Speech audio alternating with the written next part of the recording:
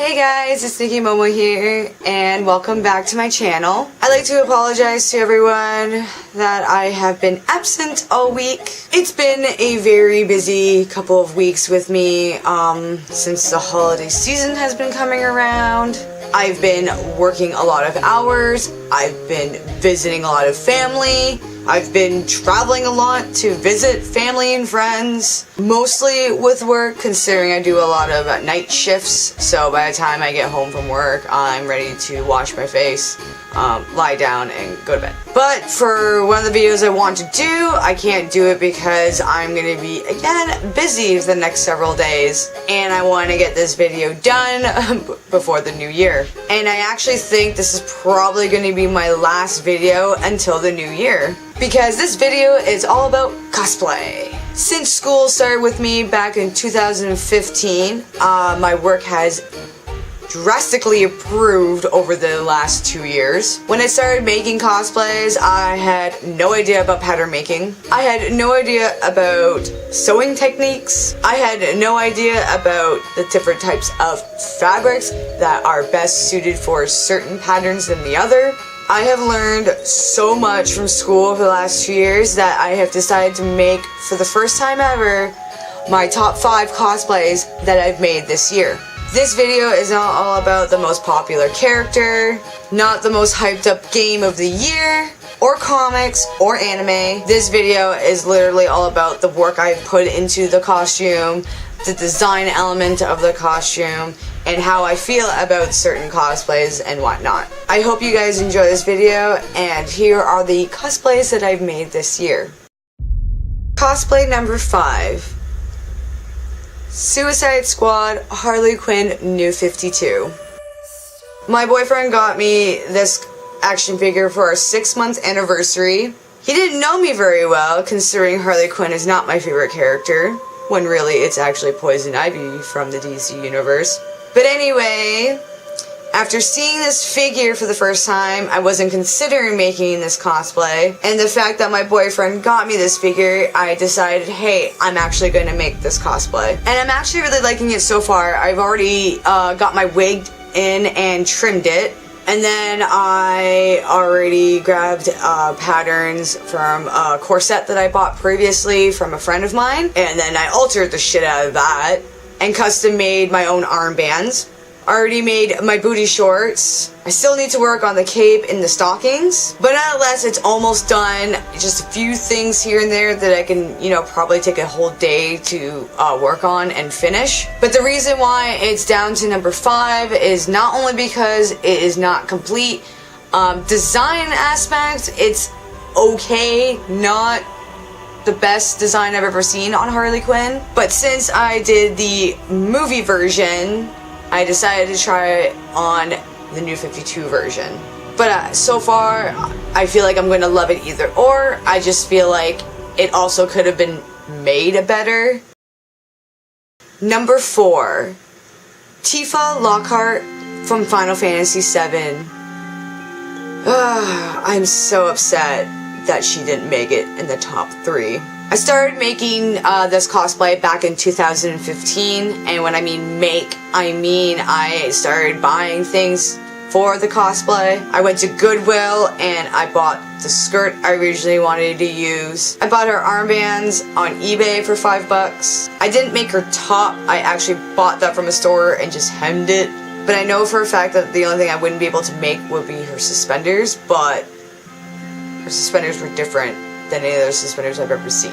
Tifa was planned to be worn this year in 2017 for the 20th anniversary of Final Fantasy VII. Never in my dreams that I would actually ever cosplay this version. I actually don't like Tifa's outfit in Final Fantasy VII.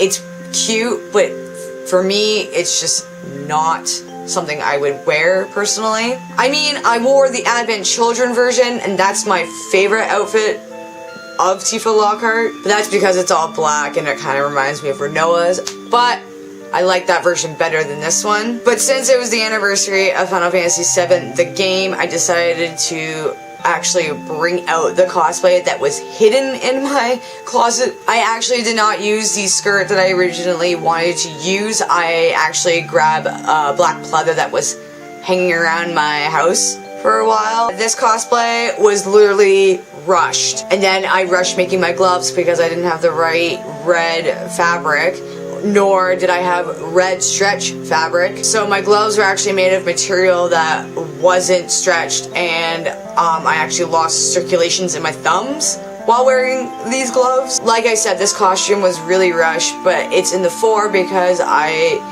made a lot of it and it was completed by the time the con happened in May. I did a photo shoot in it. I did a get ready with me video of the look I did for Tifa. I just know this cosplay could be made a lot better. I don't plan on revamping it anytime soon, but I'm happy of doing the one-time thing and then leave it at that. Number 3. Jean Grey as Dark Phoenix from the Dark Phoenix saga. Jean Grey is literally my favorite character from the X-Men series. I never actually read the X-Men comic books.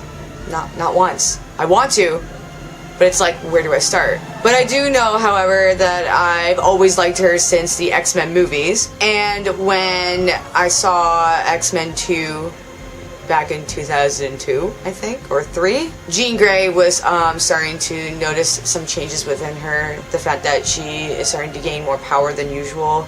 She's been able to do things that she couldn't do before. And then Alkali Lake just came in and destroyed her. Enough said.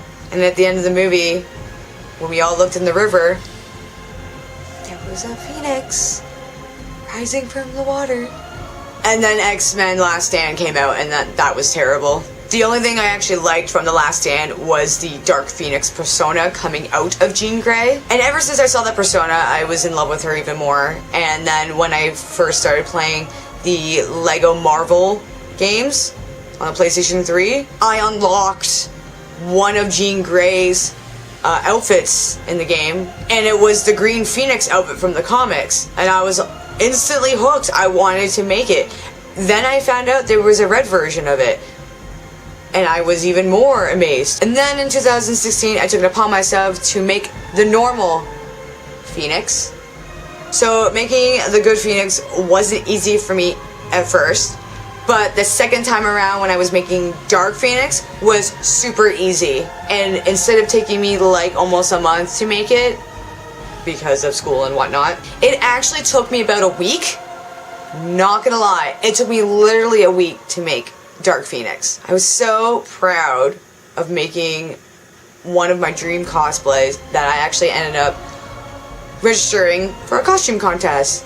I didn't win nor get nominated, but a lot of people thought I was one of the best Phoenix they've seen in a long time. I did 3 photo shoots when I wore this cosplay, and there was another thing I learned by making this cosplay, that I will never ever cosplay with pumps inside a suit.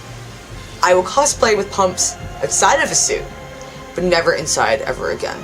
Dark Phoenix made it to the top 3 because majority of the cosplay I did make it myself. The only thing I did not make was the bodysuit, but I did, however, make the arms, the legs, and the chest piece. Look how beautiful she is. How could I not put her in the top 3? How could I not? Number 2. Team Skullgrunt from the Pokemon Sun and Moon series. This costume was also pretty awesome to start off in the beginning of this year. In November of 2016, to celebrate our 1-year anniversary, my boyfriend got me a 3DS XL, and with that 3DS I got Pokemon Sun from the new Pokemon Sun and Moon series. I'm just gonna point out to you right here, right now, I didn't even know that this game came out. I literally stopped playing Pokemon after 2nd gen because the rest of the gen looked a little weird to me and I was just not into it. But since he got me the game, I gave it a shot, and it turns out I really liked Pokemon Sun and Moon series. I liked it so much that I actually wanted to cosplay a Skullgrunt from the series. I've always wanted to cosplay any of the teams that were in Pokemon series, but the only ones I knew were Rocket. That was it. I knew about Team Aqua, Team Magma, and Team Galactic for the last couple of years slowly in the cosplay community, but I was just never really interested in doing any of those except for Rocket, but the costume was really basic. But seeing Team Skullgrunt, it was literally a cosplay that I know for a fact I would enjoy doing. The design of Team Skull was very simple, but it was a little more different than all the other teams' outfits. I really like the cosplay so much that I actually have worn their hat on a daily basis. But I really love the wig I picked for this cosplay, let alone the contacts I picked for this cosplay.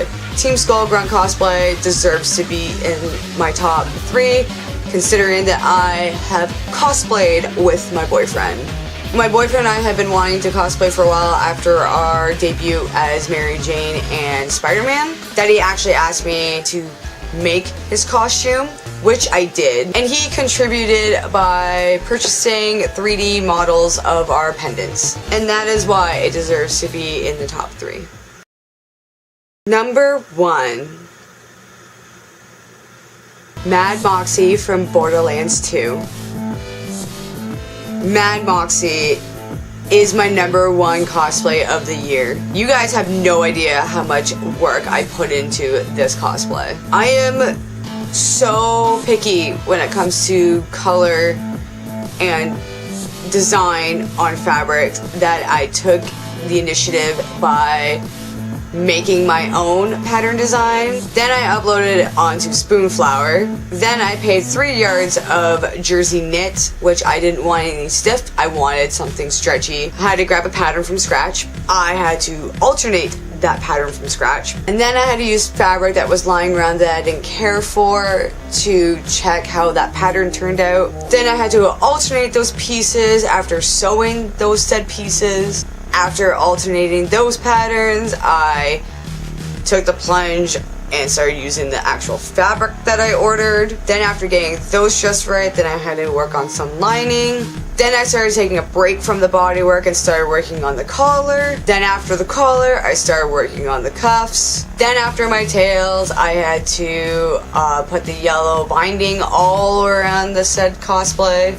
Then after losing some weight, I had to do some more alterations. And while all this was happening, I had to go to a different city and pick up huge buttons that I can't find in my hometown. And while all this was happening, my boyfriend wanted to cosplay with me, so he decided to go as a frozen psycho from Borderlands 2. So then after finding pants, I had to cell shade his pants. Then after purchasing a 3D print of his mask, I had to paint and cell shade that mask, make his bandages, make his belts, and alter his one glove. And then the finished outlook is this. And that is us at YetiCon this year in June. And the fun doesn't stop there. For my son's birthday, I decided to take him to Fan Expo, which falls near around his birthday. And as a surprise cosplay that he wasn't expecting to be wearing, I made him a midget psycho cosplay from Borderlands 2.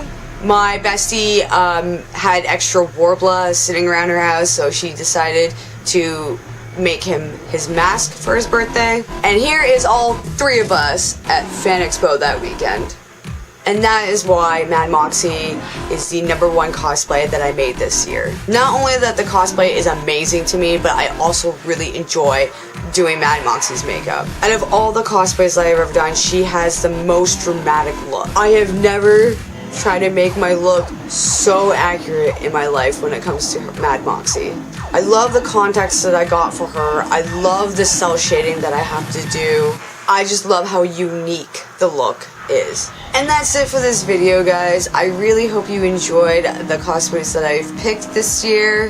There are so many costumes that I'm going to be doing next year, and I can't wait to show you guys. I even bought one tonight because patterns were on sale, but I am not telling you which until it gets here. And without further ado, if you like this video, give this video a nice like. And before you go, make sure you hit that subscribe button down below before you go to see that unboxing video of which cosplay that I ordered tonight. And I would like to say thank you guys so much for watching, and I will see you all the next year.